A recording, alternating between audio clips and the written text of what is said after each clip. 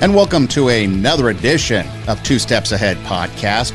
Two Steps Ahead Podcast encouraging you to take your passion, make it happen, let yourself be great. I'm Son Edom, and coming up on the show, gonna try to get to a few things. I want to talk about, first off, I want to talk about checking ourselves to make sure that our character is correct, or that we are acting in a correct manner. And it's just a brief 3, 4, maybe 5 questions we can ask ourselves, a self-check. Questions we can ask ourselves to see just exactly what our motives are like and what we're doing. Also coming up, I would like to talk about the Rock and Roll Hall of Fame. The new inductees for 2023 have been announced. Talk a little bit about that. And then if we get to it, there's some things in the dating world, some terminology, some behaviors that are quite fascinating as we get into this new age of digital technology. And I mean, you think dating before technology was difficult. It appears that dating in the technological age is becoming pretty crazy.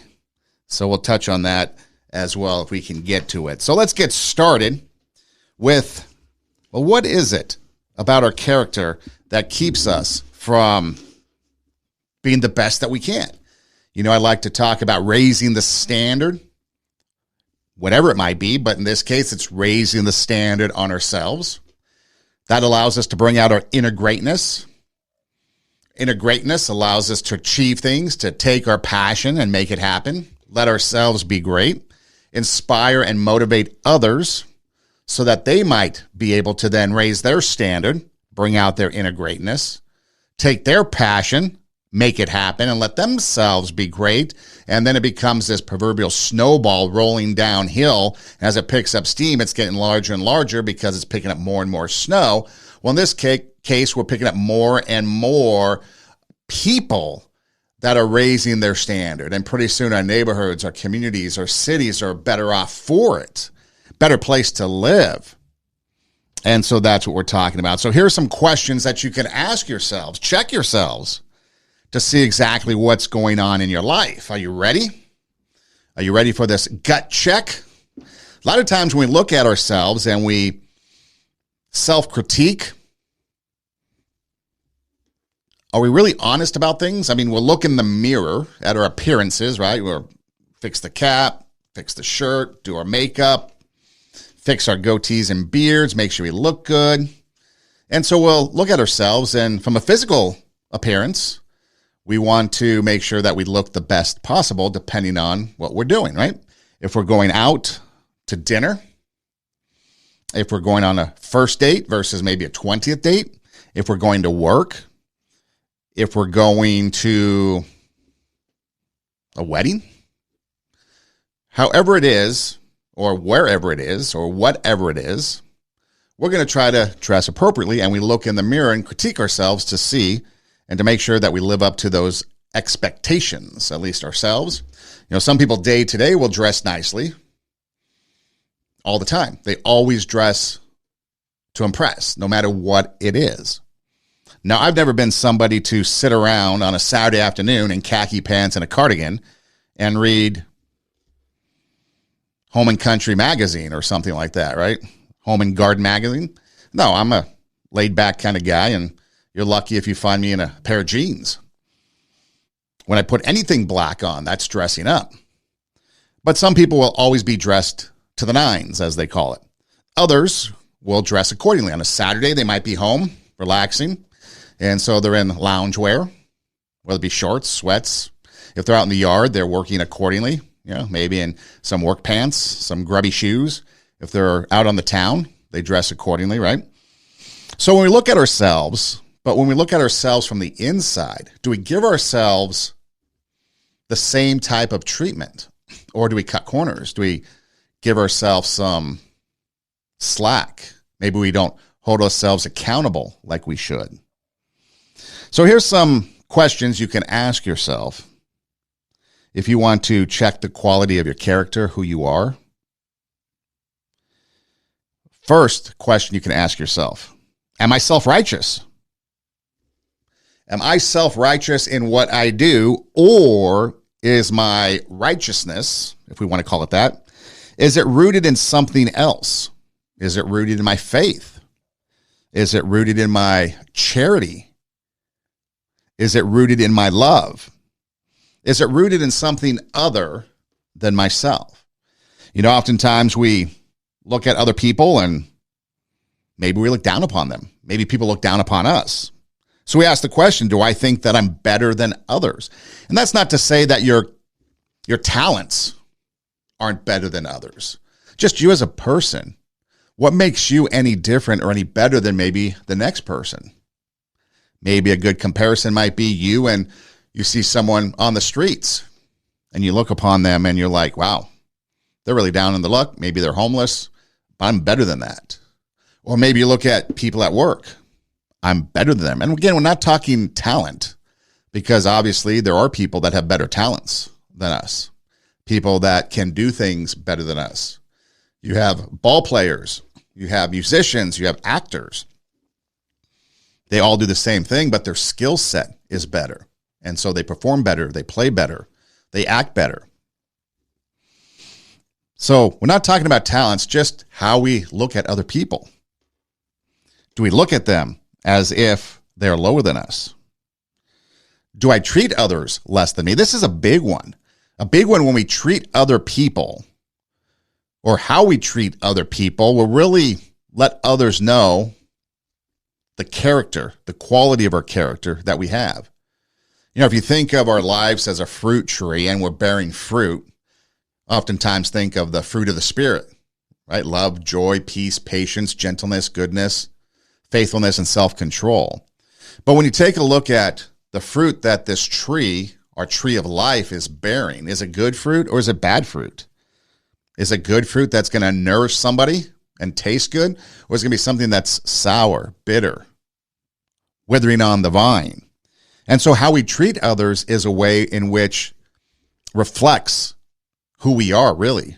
And again, remember, it comes from the heart. What's on our heart is how we are. What's on our heart is how we think. How we think is how we act and what we say. Do we treat others with respect? Do we treat others better than we treat ourselves? That golden rule, do unto others as you would have them do unto you. What about judging? Do we judge others? Do we judge others to make them feel bad, put them down, elevate ourselves? You think about the bullies that you come across, right? And you hear stories of bullies all the time, but what's a bully really doing? Trying to make themselves better than you by putting you down, whether physically, verbally, mentally, emotionally. So you're putting these people down because you judge them. You make them feel bad. But usually when you judge other people, you're trying to cover insecurities in your own self.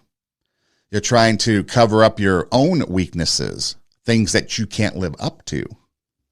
When we look in the mirror, especially as people get older, especially if you're in Hollywood, you start to see wrinkles, skin colorations that are different than when you were younger, maybe some sagging skin. So you go get Botox or plastic surgery, and then you come out looking however you come looking out. Some look good, some look like a circus clown. But you change, and it's usually for superficial reasons, but you change your appearance. Well, if we take a look at ourselves through this manner, maybe we can change ourselves, but not necessarily cosmetically, but like really down to the core and essence of who we are. So if I'm thinking I'm better than others, now it's okay to be confident. It's okay there's a fine line between confidence and arrogance. Confidence is you have the ability to get the job done or to do something, and so you set forth to go do it.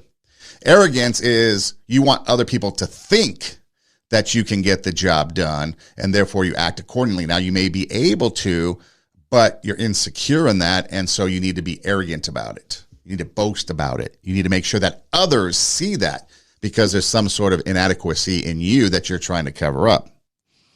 So do I think I'm better than others? Am I treating others less than me? How do I treat others? I guess it comes down to, am I judging? Am I following the golden rule? Am I doing unto others as they would do unto me? Or is my belief system in others, my self-righteousness, how I judge others, treat others, think of others, is it based in some belief system? A belief system that might be a religious system. It might be Christianity. It might be some other form of religion, some other form of belief that encourages me to treat others equal and fair, and even putting others first. I mean, there's a novel concept, right? Putting other people first. I mean, you think about some of the great self-sacrificing people in history. Gandhi. Again, not everybody's perfect, but on the whole, what he did was for the people, not necessarily for himself, but let's go with Gandhi. What about Martin Luther King Jr.?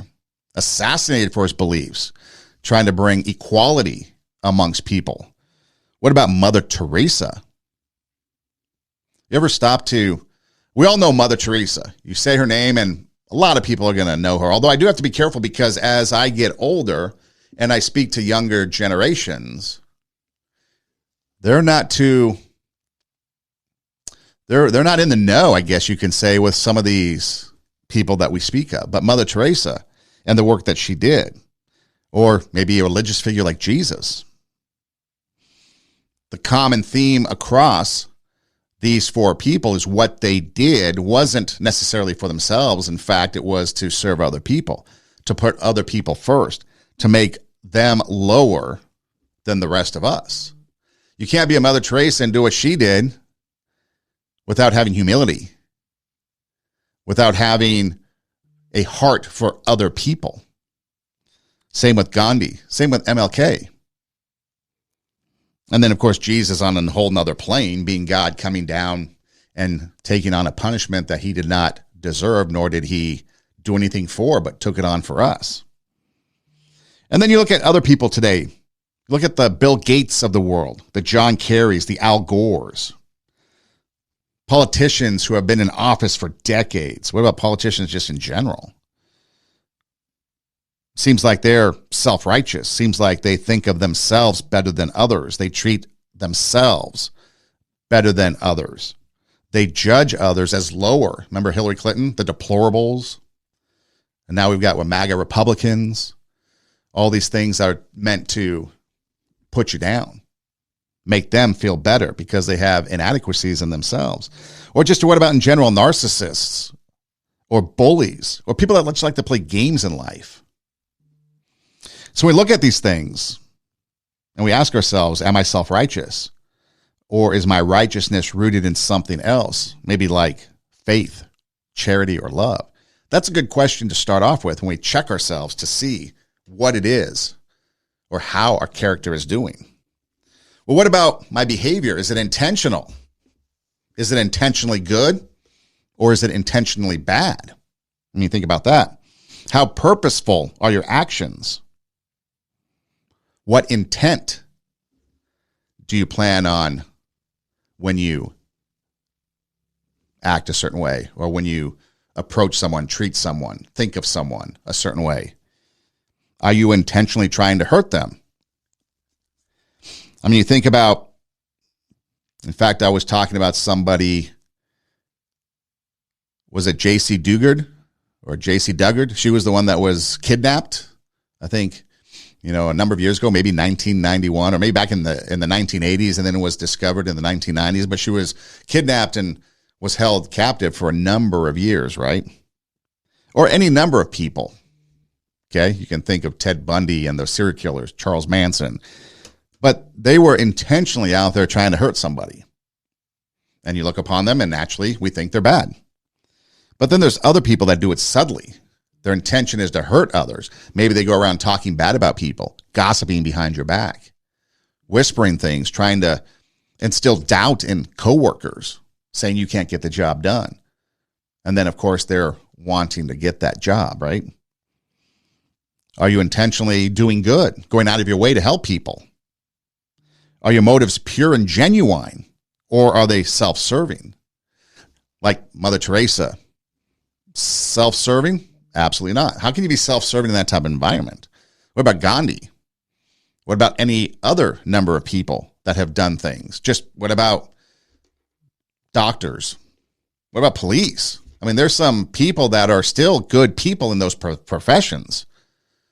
What about military? You know, they're out there doing it, putting their lives on the line. Military, police, sure, there could be some good salaries in there, but probably not worth what they're putting on the line in their life, right? Is their life worth $70,000 a year? It's probably worth a lot more, especially to their families. But they're out there doing it, so their motives are pure. And of course, there's some that aren't. The motives are genuine. But of course, there's some that try to take advantage of the system. We see that in education with teachers. There's some teachers out there that are truly trying to educate and make it better for their students. And then there's others that are using the system. We see it every day. You can pop open the news and see stories, both good and bad, of educators, of anybody for that matter. Ask yourself, what do you want in return for what you're doing? If it's something that is self-serving, then maybe your motives and the intentional behavior that you're doing isn't necessarily good. You know, we all know somebody that has tried to hurt us intentionally, sabotage our careers, do things to make us look bad, treat us bad. Maybe they've even lied and gone out of their way to do harmful things. I mean, went through the pandemic, and politicians, they intentionally did a lot of bad things. And in fact, now years later, their intentional bad things actually caused a lot of people a lot of harm. You think about some other things. I read a story about, remember when we had no eggs? I don't know if it's still the same thing, but then this story started to pop up about how the chicken feed was keeping chickens from laying eggs. And it seemed to be the Purina, was it Purina brand? Now you can do your own research into it, but was that intentional? Because then as people started to feed the chickens different types of feed. Remember the baby formula shortage? Was that intentional? I mean, there's a lot of people, we mentioned Bill Gates earlier, there's a lot of people behind and pushing an agenda to alter the population on the planet, to change things. What about stopping domestic oil production so gas prices go high?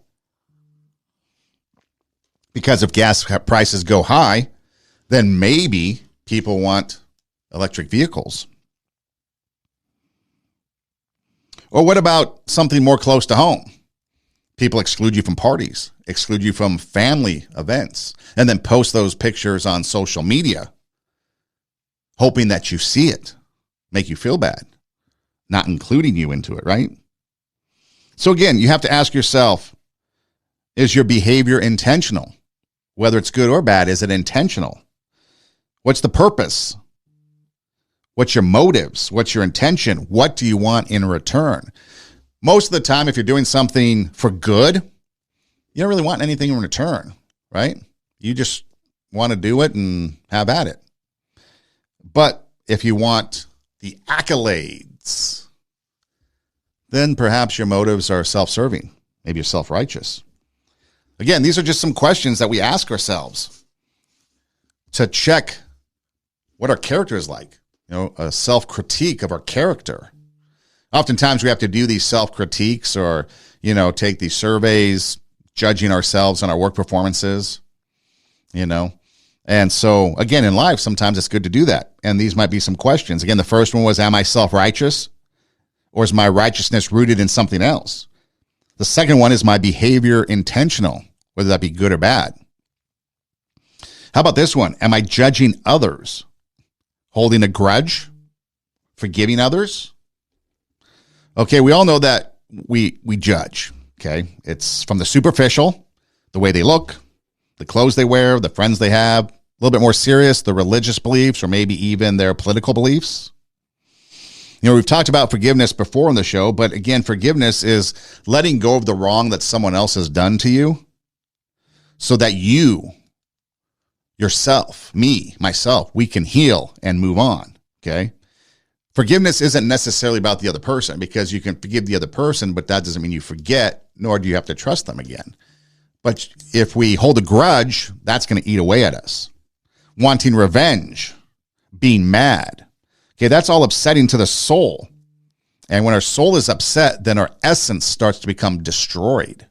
And then some of the other stuff that we just talked about starts to come out. We start to become self-righteous. Our intentional motives become bad. So holding a grudge, wanting revenge, it's all bad for the soul. We should give it up. Sometimes that's hard. Sometimes it takes time. But if we're constantly working toward that, then that's a good thing. I mean, how many of you have been hurt before? Maybe in a breakup, maybe in a job situation, family situation, and you hold that grudge. How's it worked out? You see it on TV and the movies all the time, and granted, it's TV and the movies, and it's a plot, but they all want revenge, and it eats them alive, right? It eats them alive to the point where if they had another mission, I think it's Patriots game, right, with Harrison Ford. In the early part of the movie, Harrison Ford intervenes in an assassination attempt on the royal family, and then one of the assassins' brother dies. So the brother that lives becomes obsessed with Harrison Ford's character, Jack Ryan. And then as the movie goes and the plot continues, there's a mission to assassinate the royals, and the group is still trying to do that. But this assassin whose brother was assassinated becomes obsessed and focused only on revenge and blows the mission and ends up shooting and killing some of his colleagues that were trying to assassinate the royals. So the revenge motive consumed him to the point where the mission that what he was originally on in the beginning of the movie didn't matter anymore. And that's like us sometimes. We sabotage your own self. I mean, think about this. We sabotage our own self, and our lives become obsessed. The obsession of wanting revenge, the obsession of wanting to pay back somebody for what they've done to us. That revenge just sitting there, rotting away our insides, destroying the essence of who we are. I mean, that's a negative thing. That's something that is going to destroy us unless we give it up. The only way to give it up is forgiveness. Now, once we forgive, it still might take a while to heal, and that's okay. You may never trust the person or want anything to do with that person ever again, and that's fine. But it might take some time, but it's the best thing to do. Because if we're still judging others and holding that grudge, nothing good is going to come from that. And again, we want to raise the standard and bring out our inner greatness. And if we have this layer of grudge and anger and revenge on top of our greatness trying to get out, it's not going to happen. It's going to be like cement covering it. And there's not enough to push that away for our greatness to come out. We can't raise the standard on something that is being bogged down because we want revenge. We still have hatred and anger in our hearts, but we give it up. And now that greatness can come out. Now our essence can be restored. Our soul can begin to heal. And we become a better person. Kathy Sanders was a grandmother of Chase and Colton. You may not know their names, but they're two toddlers who died in the Oklahoma City bombing. She wrote a book, Now You See Me, How I Forgave the Unforgivable. She wrote this, I think it was late 90s, maybe the early 2000s. It's an excellent book if you really want to read something about a personal journey of forgiveness. It tells her story, starting April 19th, 1995, when the bomb went off, to her journey of eventually forgiving Terry Nichols and even forging a friendship with him to a certain extent.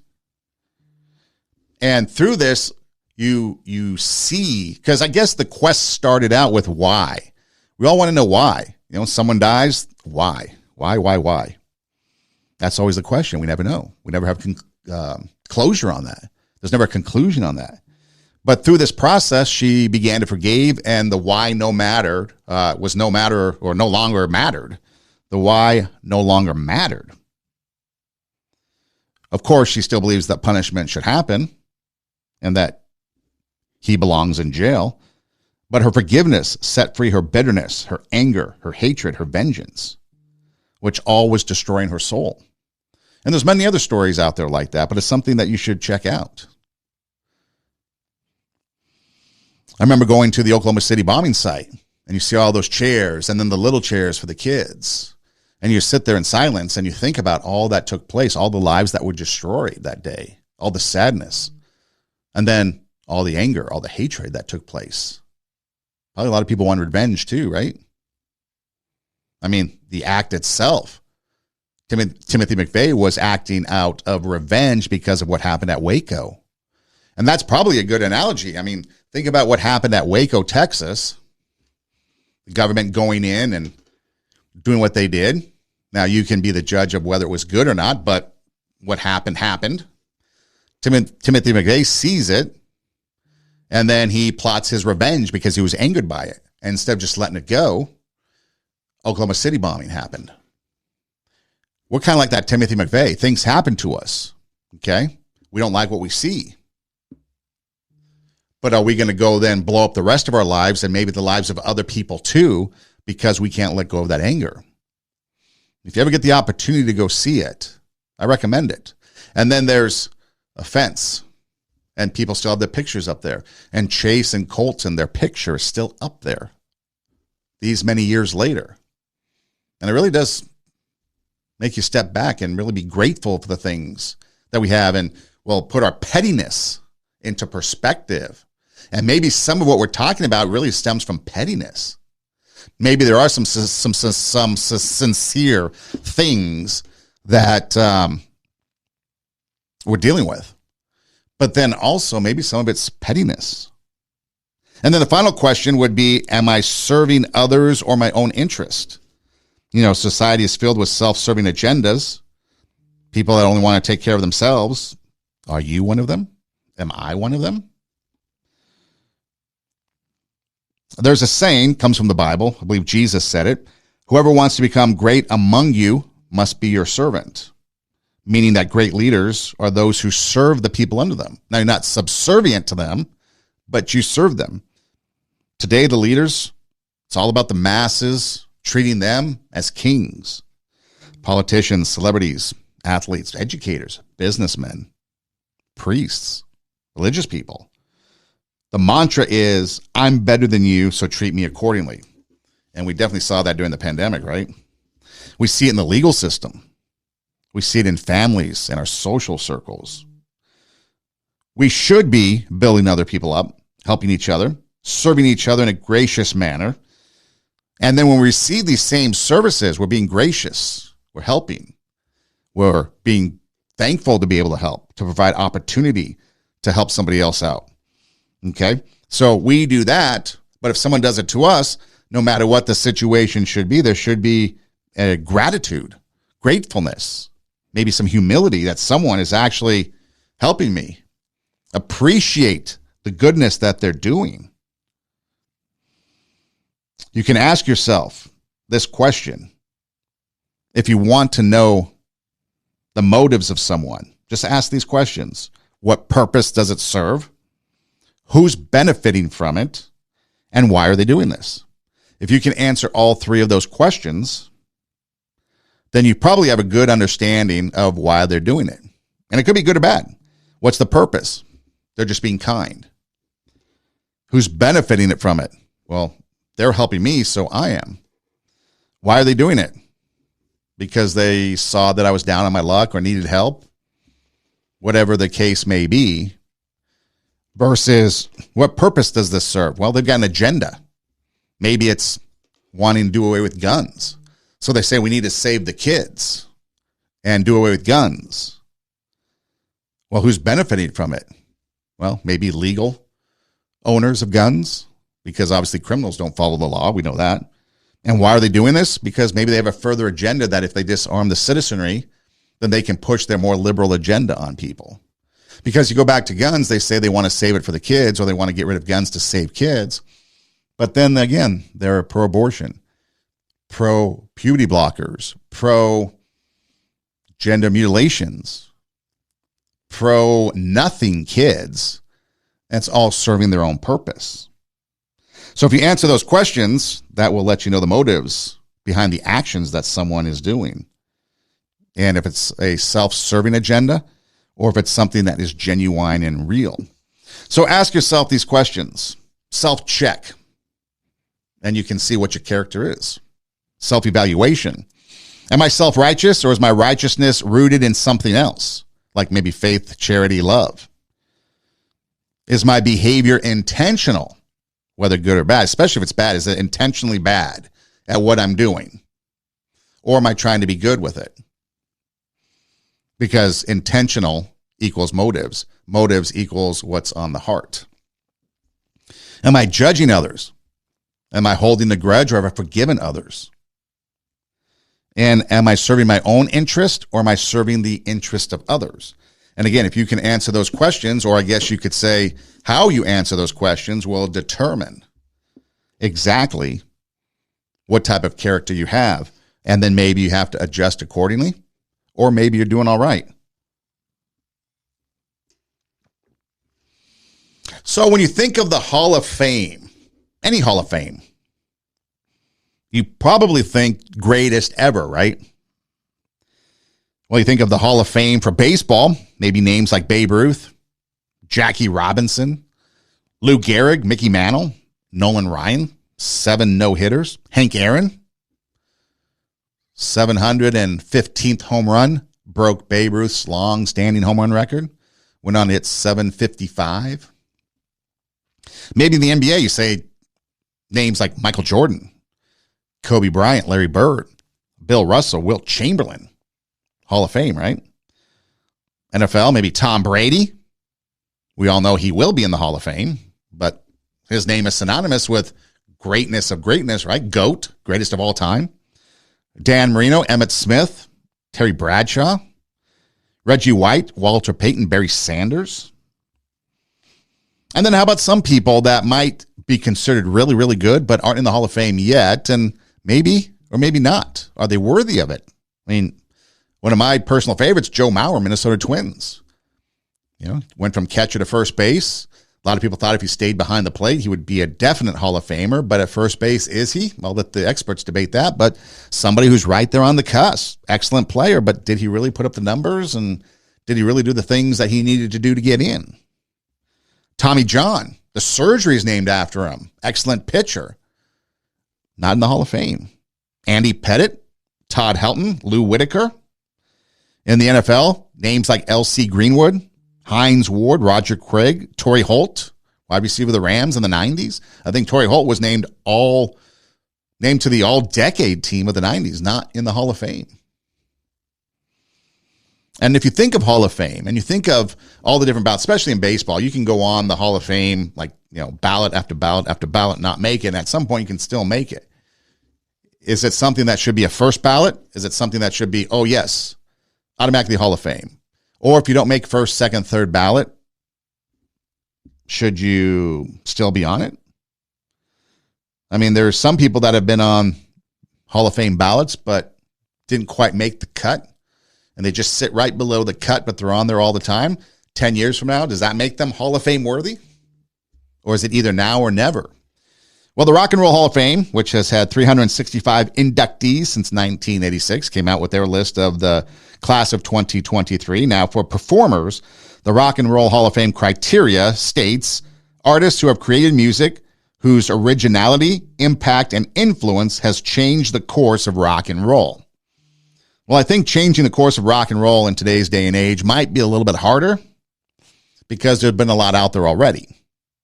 I mean, initially you think of Nirvana changing rock and roll. It went from the 80s hair bands on the Sunset Strip to this grunge. I'm going to go to, Goodwill and get some cardigans and some corduroy, not wash my hair for a month, pick up a guitar, and make millions. And so the inductees for this year: Kate Bush, Sheryl Crow, Missy Elliott, George Michael, Willie Nelson, Rage Against the Machine, and the Spinners. Are they Hall of Fame worthy? I mean, I think about the Spinners. They've been nominated 3 times before they were selected. Just like some of these players I mentioned before, good enough, maybe not to get in. Time will tell. But if you've been nominated 3 times, what makes you a Hall of Fame this time? Just asking the question, don't jump me. But are these Hall of Fame people? I mean, Kate Bush, see, to me, Hall of Fame is the greatest of the great. If you say their name, no doubt about it. Kate Bush, I don't know. To me, doesn't sound like a Hall of Fame. I mean, Hall of Fame, you think of that first class in 1986, Chuck Berry, James Brown, Elvis Presley, Ray Charles, Buddy Holly, Little Richard, Jerry Lee Lewis. Those names jump off the page, Hall of Fame. Okay, second year, 1987. B.B. King, Marvin Gaye, Bo Diddley, Roy Orbison, Hank Williams, obviously, jumps off the page. How about the next year? The Beach Boys, the Beatles, Bob Dylan, Berry Gordy, who founded Motown, talk about changing the face of rock and roll. And then the Supremes, one of the great acts from Motown. Or the Rolling Stones in 1989, the Temptations, Stevie Wonder. How about 1990? The Four Seasons, the Four Tops, Simon and Garfunkel. What about the songwriting trio of Motown, Holland, Dozier, and Holland? Again, talk about changing the face of rock and roll. The Who, Louis Armstrong. Those are the first 5 classes. And I pushed it out 5 years because apparently maybe there's only so many people that can get in, even though there's a lot of people worthy of it. And then how about some others that made it in? Alice Cooper, Creedence Clearwater Revival, Queen, Run DMC, Van Halen, U2, The Grateful Dead. You know, Queen, they came out with Bohemian Rhapsody, and they were adamant on it being a 6-minute song, like in its entirety. And at the time, radio did not play those long format songs. Radio was 3 minutes, and that was it. That's why a lot of the Beatles, for example, and a lot of those older songs from Jerry Lee Lewis, Little Richard, Buddy Holly, they're all under 3 minutes because radio at 3 minutes, that was kind of the limit right there. And then Freddie Mercury was like, no, I want this long form song in its entirety. And one guy, one DJ played it. And the rest, as they say, became history. And then that forever changed radio. So one song, talk about changing the course of rock and roll, allowed for longer songs now to be played on the radio. But if you take a look at Kate Bush, what about Sheryl Crow? Now, I know Sheryl Crow has been nominated and has won a lot of Grammy Awards. So she is very good. A lot of good songs out there that people like, but is it Hall of Fame? Or she's someone that's right there on the cusp, but not quite Hall of Fame. Now, Missy Elliott, again, somebody that, is she Hall of Fame material? Well, I guess the one thing that does make her qualify as far as changing rock and roll or changing music, having originality and impact and influence, is the fact that she's the first female hip-hop artist nominated and inducted. So maybe somebody like that qualifies as we move forward into this Hall of Fame, or is it just the Hall of Very Good People? Maybe it's the Hall of Fame plus some very good people. Maybe we change the name. George Michael, Wham, and then his solo act. What about Willie Nelson? Is it just because he turned 90 or whatever milestone birthday he had recently? Why not years before? He hasn't done anything really in this last few years, has he? Rage Against the Machine. And then I mentioned the Spinners. So those are the acts going into the 2023 Hall of Fame this year at the Rock and Roll Hall of Fame. But are they Hall of Fame material? I'll let you decide and debate that. But when you look at some of the artists before, you know, that I mentioned, I mean, you think about that first class, you think of someone like Elvis Presley, Ray Charles, you know, Buddy Holly would have had an amazing career if not for that crash near Mason City, Iowa, with Richie Valens and the Big Bopper. In fact, they always say if you can bring back one person for a day, sit on a park bench and talk to them, or whatever scenario it is. I know a lot of people say grandma, grandpa, but let's take family out of the equation. Buddy Holly would be one. Any number of those people on that plane, but Buddy Holly would be one. Give him a guitar. Hey, create one more hit. Because he was a young guy. Richie Valens, same way. But B.B. King, Marvin Gaye, these are some names that are Hall of Fame material. The Beatles, British Invasion, the Beach Boys, that whole beach, iconic surfing music. Those are some names that really changed things. Run DMC. Run DMC, the forefathers to Missy Elliott getting in. Do you listen to any of these? Do you know them? I'm not too familiar with Kate Bush, to be honest with you. Obviously, I know Sheryl Crow, Missy Elliott, and the rest of them. Don't never listen to Rage Against the Machine. In fact, Soundgarden, I think, was a popular choice to get into the Hall of Fame before Rage Against the Machine, but Rage got in. And against their Rage Against the Machine to get in. And then the Spinners. So you can decide. what is Hall of Fame material, but are we doing Hall of Fame material? Or are we just now the Hall of Very Good because we want people to get in? Remember, everybody gets a trophy nowadays. Academic institutions and school districts, like in Virginia, for example, withholding academic success from students because some of the non-successful academic students feel bad, or at least they think they do, so we have to withhold academic success. We can't allow awards and things like this to be presented to people because it makes the others feel bad. Something to think about. What do you think?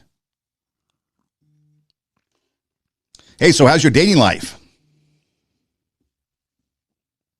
In this age of digital technology. Did you have a breakup recently? Do you date online? Some of those online apps? Social media apps? Do you do it old school? Are you an OG dater and go to the bars and the clubs and meet people? Do you stalk coworkers? What is your dating life like? Well, when it comes to an end, apparently there are some brand new-ish, I say newish because some of these have been around for a while. I think they're just titled differently. But I guess the most recent trend, and like I said, this is one that I think has been around for a while, but the soft breakup. And as I read this, I do this with friends that I'm like, okay, your political ideology, especially the last couple of years, has been really off the charts, like, woo, loony bin. And so you start backing away from them. But it's known as the soft breakup. Apparently it's inspired by ghosting, where you just disappear, right? But instead, soft ghosting, or the soft breakup, as they call it, you're kind of slowly breaking off communication with someone. Maybe you're liking their texts or their pictures or their posts, but less and less, and not as frequent and not as quickly. You start to slowly disappear, slowly respond, maybe not texting as much. And then eventually it just fades out instead of that breakup. I don't want to go out with you anymore. We're done. It's just the slow fade out, like the end of a Beatles album. Did you do the soft breakup? Are you someone into just letting it fade out? I've let some friendships just fade out. You know, people maybe that you worked with, they became friends, but then you no longer work there and it just becomes nothing. I mean, obviously with friendships, you're not going to really like, hey, break up with you. Unfriending on social media. Do you unfriend people? Or do you put them on mute? Or do you pause them for a little bit so you don't appear in their feeds and then you cut them loose? But the soft breakup apparently is troubling, and people have issues with that. People say you should just step up and be a man, or I guess a woman, because I guess women are non-binary or whatever we are today. Just step up and say, hey, we're done. Call it off. Rip that Band-Aid off. But here are some other things that I find hilarious, actually, to be honest. Paper clipping. Sounds like something kinky in the bedroom, right? No, but paper clipping apparently is a new term for an age-old behavior that allows people to increase their sense of worth by feeding on superficial, intermittent connection, and then the emotional response of others. I guess, remember that old Microsoft Word paperclip thing that popped up, if you're old enough to remember that? That's where it comes from. Every once in a while, that thing would pop up and give you some sort of advice or some sort of something, a message, and then it would disappear. So that's what paper clipping is. Apparently, you break up with somebody, or, you know, maybe you called it off, or maybe it was a date that didn't work out, whatever. There was a connection, a relationship, now there isn't. And every once in a while, you pop in, and you feed off of that response. Apparently, that's paper clipping. Do you do that? What about cloaking? Sounds mysterious. Cloak and dagger? Well, cloaking is when a person doesn't just stand you up for a date.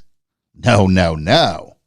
They then block you on whatever app or communications apps that you were communicating on, and it's cut and dry. You're done. Hey, I'll meet you at Starbucks Friday, 7 p.m. for some lattes. Do they even do lattes at Starbucks?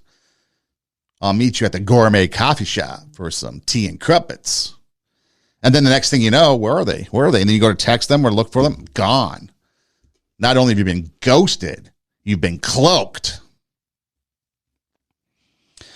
I talked with somebody one time years and years ago. That's why some of these, the terminology just changes.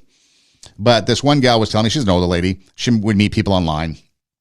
She would tell me that she would request them to meet at a certain Starbucks because it was on the corner, request a certain table, and then she'd do a drive-by. And she'd look at them, and if she didn't like what she saw, she'd just take off, and that was it. She cloaked, an OG cloaker from back in the day. What about cookie jarring? Yeah, cookie jarring. This could be something that might find in the bedroom. The term refers to treating someone as a backup option, aka side chick, side dude, while you're dating other people. You may not be that serious about your dates, but you sporadically dip your hand in the cookie jar. If you don't have any better snacks in front of you, no Scooby snacks, you're going to go to the cookie jar. So who put their hand in the cookie jar? You put your hand in the cookie jar with your side chick because the snacks in front of you were all eaten up. Do you cookie jar? Do you have extra cookies on the side? Maybe some chocolate chip or some sugar cookies? Or are you more of an Oreo? Or maybe those fudge stripes from Keebler? Hopefully not oatmeal and raisin. Those are the worst. I'm surprised I don't have anything like with donuts, like donut holes or cream puffs or bear claws. I'm sure you can come up with some dating things for donuts, can't you? How about U-turning? Some people may be too good to be true. U-turning refers to falling head over heels for someone, but then you discover something completely off-putting about them, like poor oral hygiene or a recent criminal record. I think there's a big difference between hygiene, like mouth hygiene, oral hygiene, and a criminal record. Oh, you don't make the bed? Okay, I'll gonna break up with you. Oh, you have a rap sheet? Hey, we're good. So U-turning, you've turned the other way towards the end of the relationship because it's a major deal breaker. That's U-turning.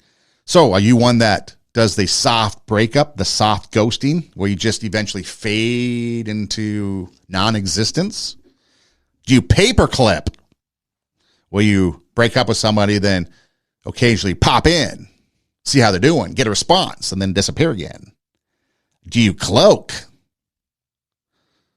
Do you stand someone up for a date? Standing up someone for a date is like probably the most childish thing you could do. If you commit to a date, at least go out on it. But why would you stand them up?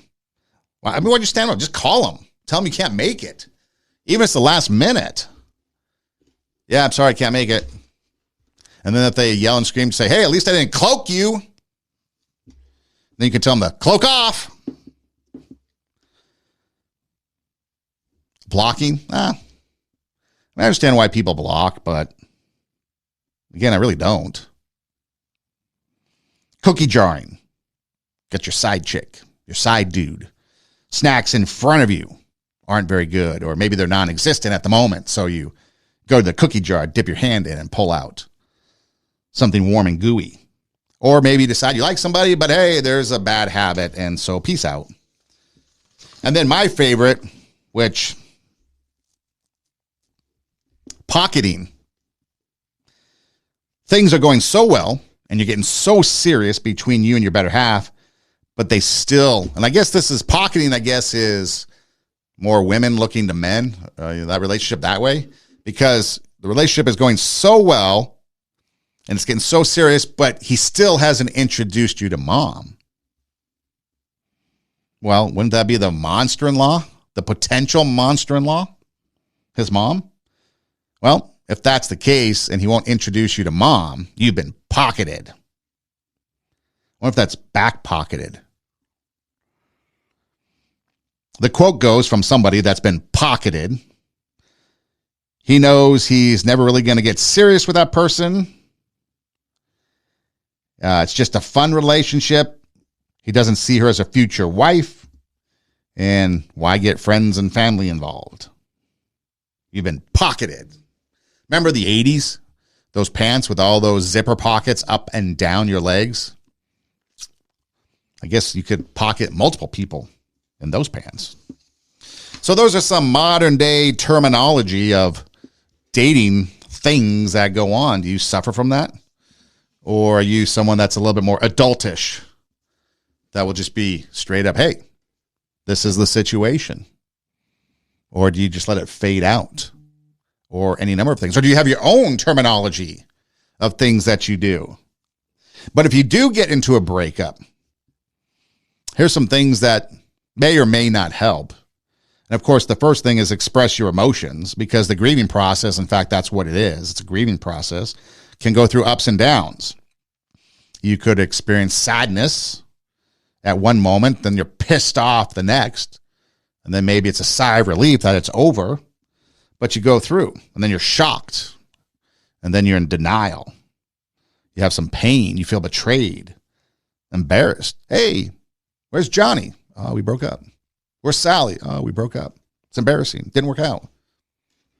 So you got to acknowledge whatever it is you're feeling. It's legit. Feelings are legit in breakups.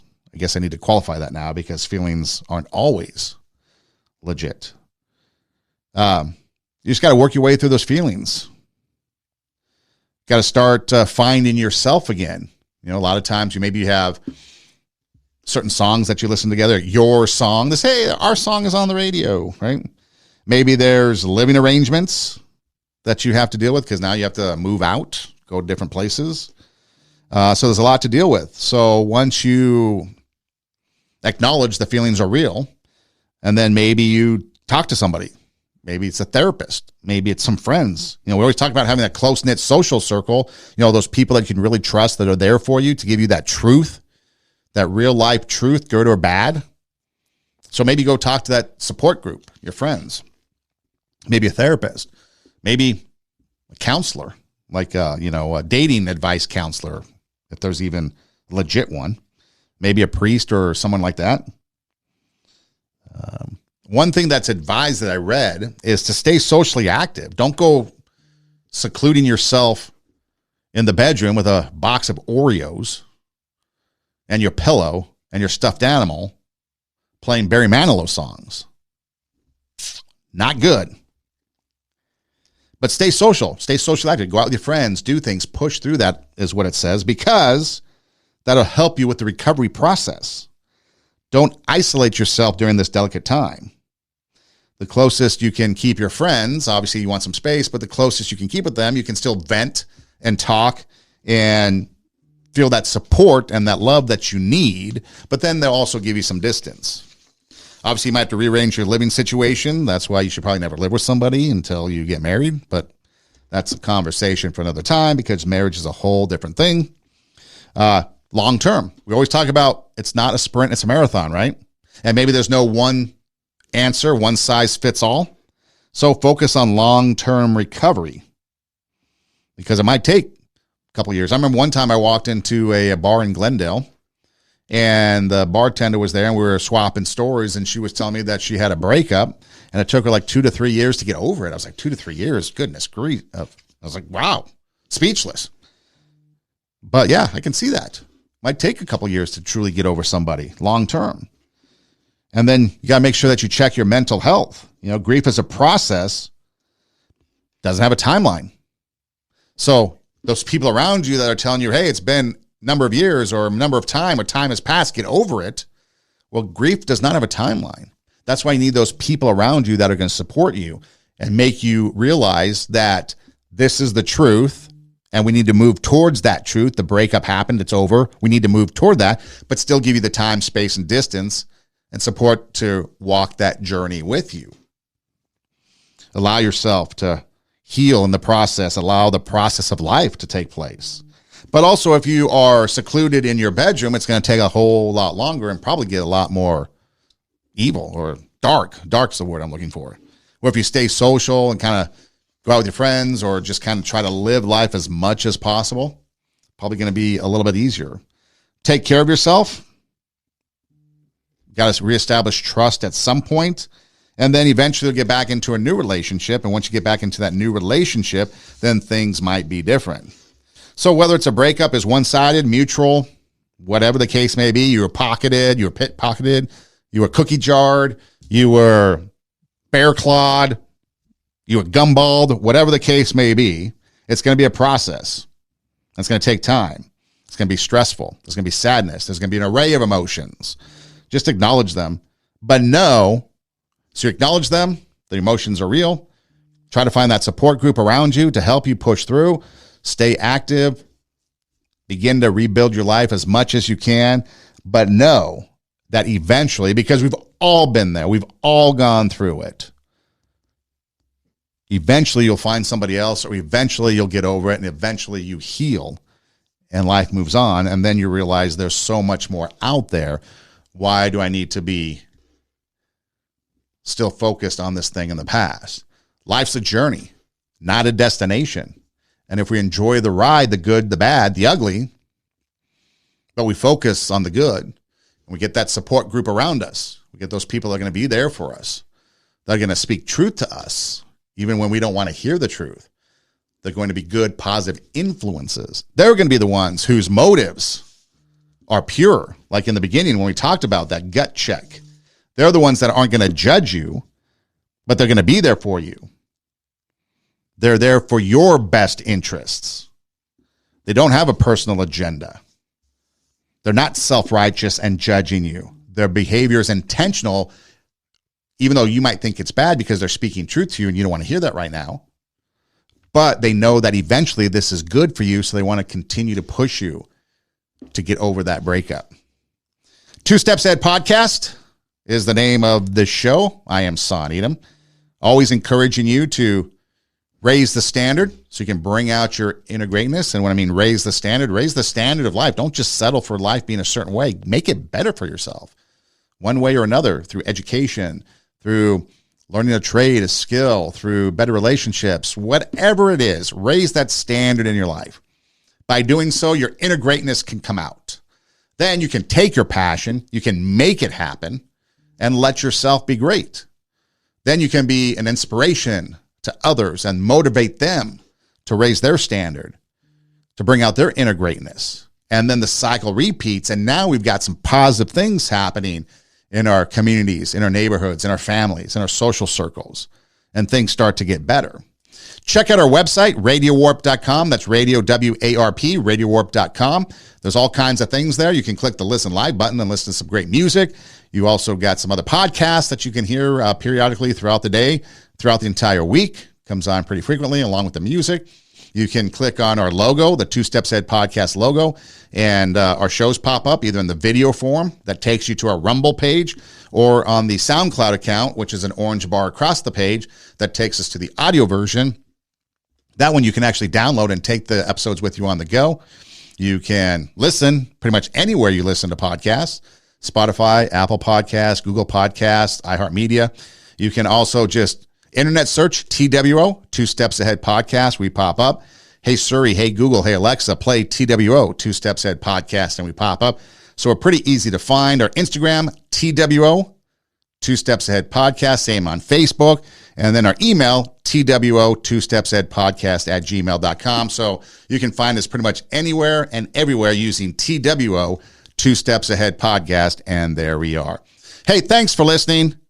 Do tell a friend. Take your passion. Make it happen. Let yourself be great. I'm Son Edom. And until next time, God bless.